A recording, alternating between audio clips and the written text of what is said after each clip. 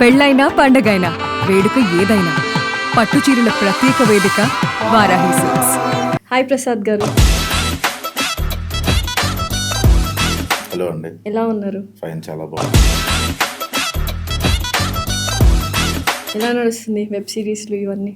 బాగా నడుస్తుంది. గ్యాప్ ఇచ్చారా? గ్యాప్ వచ్చిందా? గ్యాప్ ఇవ్వలేదు, సినిమాల్లో బిజీ అవ్వడం వల్ల కొంచెం గ్యాప్ ఇవ్వాల్సి వచ్చింది. తర్వాత నా ట్రెండ్ అయిపోయిందేమో అనిపించింది నాకు కూడా. కొత్త వాళ్ళు వస్తున్నారు, వాళ్ళని పెట్టి తీద్దామని చెప్పి ఇంకొకరిని పెట్టి తీస్తున్నాం. అవును. ఏంటి వెబ్ సిరీస్లో అంటే ప్రతి షాట్లో మీరు కనిపిస్తూ ఉంటారు మ్యాక్సిమమ్ ప్రతి వెబ్ సిరీస్లో. ఇప్పుడు వచ్చే కొత్తగా అప్కమింగ్ వెబ్ సిరీస్లో కనిపించట్లేదు, మీరు ఎక్కడో ఒక మూలకు ఉంటున్నారు. ఏంటి రీజన్ ఏంటి? అంటే కొన్ని బ్రాండ్ ఇన్స్ట్రక్షన్స్ ఉంటాయండి. ఇంకోటి, నా వరకు యూట్యూబ్ అనేది ఇట్స్ ఆడిషన్ ఫర్ మీ. అంటే నేను సినిమా ఇండస్ట్రీకి ఒక ఆడిషన్ యూట్యూబ్ ద్వారా వద్దాం అనుకున్నా, అది ఇచ్చేసా. సో నా పని అయిపోయింది. సో ఇండస్ట్రీకి తెలిసింది ప్రసాద్ బెహ్రా ఒకటి ఉన్నాడని తెలిసింది కాబట్టి నా పని అయిపోయింది, ఇంకా చాలే అనుకున్నా. సో కొత్త వాళ్ళు ఎవరైతే ఉన్నారో వాళ్ళు ఎంకరేజ్ చేద్దామని చెప్పి నేను వెనకుండి వాళ్ళు ముందు పెట్టి తీస్తున్నాను. ఓకే. సో కంప్లీట్ ఎప్పుడు మానేస్తున్నారు మొత్తం యూట్యూబ్?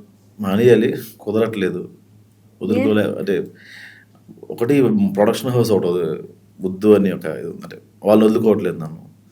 రెండోది ఇన్కమ్ బాగానే ఉంది కదా అని ఒకటి. ఓకే. సినిమాలు ఎలా ఉన్నాయి అసలు? సినిమాల పరిస్థితి ఏంటి? అంటే కమిటీ గుర్రాల్లో ఒక్కటే ఆ క్యారెక్టరైజేషన్ ఒక్కటే బాగా ఉండిపోయింది ఆడియన్స్లో, ఇంక తర్వాత ఏం లేవు. ఏంటి ఆన్ గోయింగ్ ఉన్నాయా, రిలీజింగ్ ఉన్నాయా? అంటే బచ్చలమల్లి ఒకటి రిలీజ్ అయింది, ఇప్పుడు బ్యూటీ అని ఒకటి రిలీజ్ ఉంది. ఓకే. ఇంకొక 4-5 ప్రాజెక్ట్స్ రిలీజ్ ఉన్నాయి. ఇది జూలై నుంచి స్టార్ట్ అవుతాయి రిలీజ్. ఇంకా ఓకే. ఏంటి కొత్త వాళ్ళని ఎంకరేజ్ చేయాలి అన్నారు, బట్ మెయిన్ మీరే కదా, మొత్తం రైటింగ్స్, యాక్టింగ్, డైరెక్షన్ అంతా మీరే కదా. సో మెయిన్ మీరే ఉండాలి కదా. కొత్త వాళ్ళకి ఛాన్స్ ఇస్తే మీరు వెనకబడిపోతారేమో. అంటే నేను ఫ్రేమ్లో చూసిన ఒక ఆర్టిస్ట్ బాగా చేస్తే, అరే ఇప్పుడు బాగా చేశాడంటే ఆ పేరు నాకే వస్తుంది అన్న ఉద్దేశం. ప్రసాద్ బెహ్రా వెబ్ సిరీస్లో యాక్టర్స్ బాగా చేస్తారనడానికి కారణం నేనే అవ్వాలి నా ఉద్దేశం. ఏం మీరు అలాంటి వాళ్ళని చూస్ చేసుకున్నారు? ప్రతి ఒక్కరు యాక్టింగ్ చింపేస్తారు అసలు మీ వెబ్ లేదు. సిరీస్? యాక్చువల్గా వాళ్ళని చూస్ చేసుకున్న తర్వాత, వాళ్ళతో ప్రాక్టీస్ చేయించిన తర్వాతే నేను సెట్లోకి పెట్టి షూట్ చేస్తాను. అంటే అప్పట్లో డైరెక్టర్ తేజ గారు హీరోయిన్స్ కానీ హీరోస్ని కానీ కొట్టేవాళ్ళు, తిట్టేవాళ్ళు అంట సరిగా చేయకపోతే. సో అలాంటి పేరే మీకు కూడా ఉంది. నిజంగానే అంత సీరియస్ అవుతుంటారు? సీరియస్ అవ్వడం అంటే వాళ్ళు బాగా చేయలేదు అనుకోండి, నాకేం పోద్ది? వాళ్ళకే ఫ్యూచర్ ఉండదు, వాళ్ళని ఎవరు గుర్తించరు.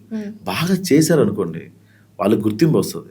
బట్ వాళ్ళు అంటే రైవలరీ పెంచుకోరా అసలు?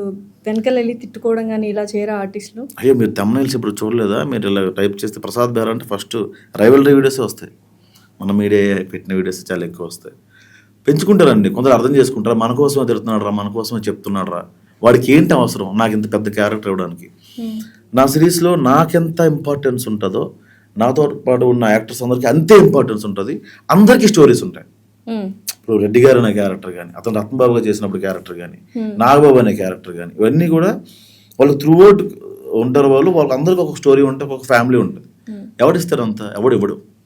ఇప్పుడు జంజాల గారు లేకపోతే పాత సినిమాల్లో అందరికి ఒక స్టోరీ ఉండేది, ఇప్పుడు అవి లేవు. హీరో పక్కన కమెడియన్, హీరో ఏదో ప్రాబ్లంకి వెళ్తాడు, కమెడియన్ కొంతవరకు సపోర్ట్ చేస్తాడు, అక్కడ నుంచి విలన్కి వెళ్ళిపోతుంది, ఇలా రన్ అవుతుంది తప్ప అందరికీ ఈక్వల్గా ఇంపార్టెన్స్ ఉండదు. సో నా దాంట్లో అది ఉంటుంది. అలా అంత ఛాన్స్ ఇస్తున్నప్పుడు వాళ్ళు ఖచ్చితంగా వినాలి కదండి. లేదు విన్నా అంటే వెళ్ళిపోవచ్చు హ్యాపీగా, నో ఇష్యూ. ఇలా ఊపుతాం బాయ్ బాగుంటుంది. కొంచెం ఎటకారం ఎక్కువ బాగా. అంటే లైఫ్లో కొన్ని చూసిన తర్వాత కోపం ఎక్కువ అయిపోయిన తర్వాత ఆ తర్వాత వచ్చేది ఎటకారం ఆపుకొని పంటి కింద అయిపోద్ది కొన్నిసార్లు.